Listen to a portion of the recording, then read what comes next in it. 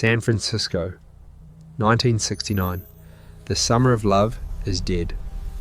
In its place, something cold and something dark has crawled out of the fog. Fear has a new name, but it has no face. It calls itself the Zodiac. It communicates through the press with letters soaked in arrogance and blood. But it does more than just write. It taunts, it creates, it sends puzzles. 4 times the killer sent a cipher, a challenge, a threat locked in a cage of symbols. The first was solved by a high school teacher in a week. The others, they held their secrets for more than 50 years. We've been told these ciphers are the key to his identity, that if we just crack the code, we crack the case. We've been told wrong. The ciphers were never a key. They were a confession, not a confession of who he was, but what he was, and today we're going to read it. Welcome to Visual Case Files. For over half a century, the Zodiac has been the white whale of American true crime. A ghost in the machine. We've chased thousands of suspects. We've dissected every theory. But the only thing the Zodiac ever gave us, the only part of himself he truly offered, was his mind, printed on paper. The ciphers. The world has been trying to solve them, but they've been missing the point. The truth isn't inside the ciphers. The truth is the ciphers. These aren't just puzzles. They are a biography of a decaying mind, a psychological map. And today we are not just cryptographers. We are explorers. We are using our visualization engine not just to break the codes, but to read the mind behind the codes. The forgotten ciphers, the ones that sat in silence for decades. They have the most to say. We are about to listen. It begins on August 1st, 1969. The killer, fresh from 2 attacks, makes his grand debut. He doesn't just send 1 letter. He sends 3. 1 to the San Francisco Chronicle, 1 to the Examiner, 1 to the Vallejo Times-Herald. This is not a quiet confession. This is a press conference. And with the letters comes the Z408, 408 symbols. The ultimatum is clear. Publish this, or I will go on a kill rampage. It's an act of pure malignant narcissism. He doesn't just want to kill, he wants the entire city to be his audience. He wants fame. The Z408 is his ticket to infamy, and then the humiliation. It's not the FBI, not the CIA, not the NSA that cracks his unbreakable code. It's a high school history teacher from Salinas, Donald Hardin, and his wife, Betty. In less than a week, they find the key. It's a simple substitution cipher. Each symbol equals a letter. This is the first critical insight, the first read of the mind. He made intentional mistakes. He misspelled words. He added filler characters. Why? To create an illusion of complexity. He wanted it solved, but not too quickly. He's playing a game. He's toying with us. And the message itself? I like killing people because it is so much fun. This is where we build the first layer of our profile. He compares killing people to killing wild game in the forest. This is classic dehumanization. He doesn't see victims, he sees prey. He sees himself as a predator. It strongly suggests a background in hunting or perhaps the military, but then the ego. In a short message, he uses the words I and my over a dozen times. He's not talking about the victims, he's talking about him. How much fun he is having. And then the delusion, the core of his psychosis, will have them as slaves for my afterlife.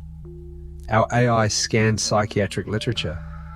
This isn't a religious belief. This is a classic psychological construct. He is building a rationalization for his actions. In his mind, he isn't a pathetic, sick killer. In his mind, he is a god building a kingdom for eternity. The Z408 profile is clear. We are hunting a malignant narcissist, an ego so fragile and so massive that it bleeds into psychosis. He believes he is smarter than everyone.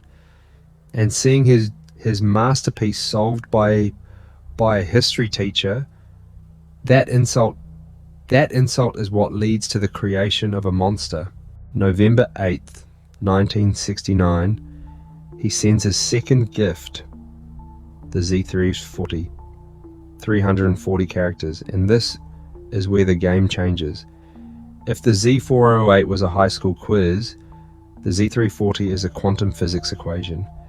It is a wall of cryptographic noise, a nightmare of symbols. The best cryptographers on Earth, from the Navy to the FBI, they all look at it, and for 51 years, they find nothing. The rules are broken, letter frequencies don't match, patterns don't repeat. This isn't a simple substitution, this is something else. A different species of puzzle. This is not an invitation, this is a taunt. Our AI ran millions of permutations, reading it backwards, in spirals, in zigzags, even using the knight's move from a chessboard. Every path is a dead end. The silence is deafening. And this silence leads the entire world to a terrifying hypothesis. What if it means nothing? What if the Z340 is a hoax? A collection of 340 random symbols designed only to look like a cipher. An act of pure psychological nihilism. If I cannot be caught, I will not be understood. Imagine the mind that does this, a mind that finds pleasure in the world's absolute agonizing failure, a mind that laughs watching the world's finest brains waste half a century on a practical joke. This is a psychological trap, and for 51 years we were all caught in it. But then, in 2020, the solution doesn't come from a government lab. It doesn't come from an AI. It comes from 3 amateur code breakers. David Orenchak, Sam Blake, and Yal Van Eyck. 3 men from 3 different countries who simply refused to give up. After 14 years and using specialized software, they found a path. It's not a simple substitution. It's a diagonal reading method, a complex transposition. It's almost too complex to be done by hand. It's messy, it's flawed, but when the symbols begin to fall, a message appears. The FBI confirms this is likely it. After 51 years of silence, what great secret did the Zodiac finally tell us? The text reads, "I hope you are having lots of fun and trying to catch me. That wasn't me on the TV show. I am not afraid of the gas chamber, because it will send me to paradise." It's nothing. It's the same bragging, the same spelling error. Paradise. The most complex, infamous cipher in American history was just a sequel. But wait, that wasn't me on the TV show. That is the key.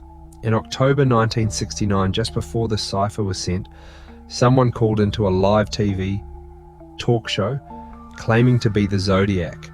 It was a famous, chaotic media event. And this is what our AI reads. The Z340 wasn't a confession, it wasn't a hoax, it was damage control. The Zodiac's massive, fragile ego was insulted that an imposter was stealing his spotlight. He spent weeks, maybe months, creating an impossibly complex cipher, just to say, "Don't listen to the imposter, I'm the real one, keep being afraid of me." The Z340 wasn't a puzzle, it was a press release from a narcissist. But what about the forgotten ciphers, the ones this video promised? They came later in 1970. The small fish everyone ignores, but in criminology, the small details are everything. First, the Z13. My name is, followed by 13 symbols, the ultimate promise, the final reveal. For decades, everyone tried to jam their favorite suspect's name into these 13 slots. The most popular, Arthur Lee Allen. But it doesn't fit. Our AI analysis confirmed a long-held theory. The name Arthur Lee Allen has 9 unique letters, ARTHULEIGN.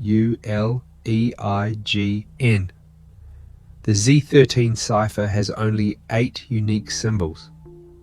This means if it's a simple substitution cipher, it cannot be his name. So what is it? The AI scanned thousands of 13-letter phrases. I am the Zodiac. I am God. Nothing matches the 8-symbol structure.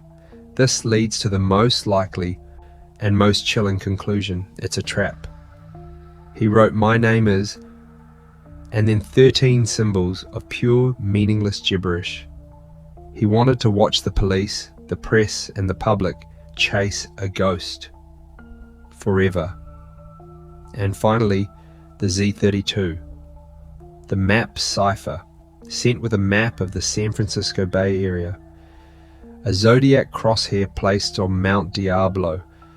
The letter says the cipher, when solved, will point to a bomb. He uses technical language, concerns inches along the radians. Our AI confirms this is the language of an engineer, a surveyor, or more likely a military man. He's desperate to be seen as a strategist, a military genius, but again, nothing, no bomb was ever found. The cipher was never solved. The forgotten ciphers are the peak of his psychological game. They are empty promises. They are traps, designed to generate panic and maintain his relevance long after he stopped killing. So, we step back. We've analyzed the language, we've run the algorithms, we've visualized the mind, and now we read the full story. The evolution of the ciphers is the psychological profile.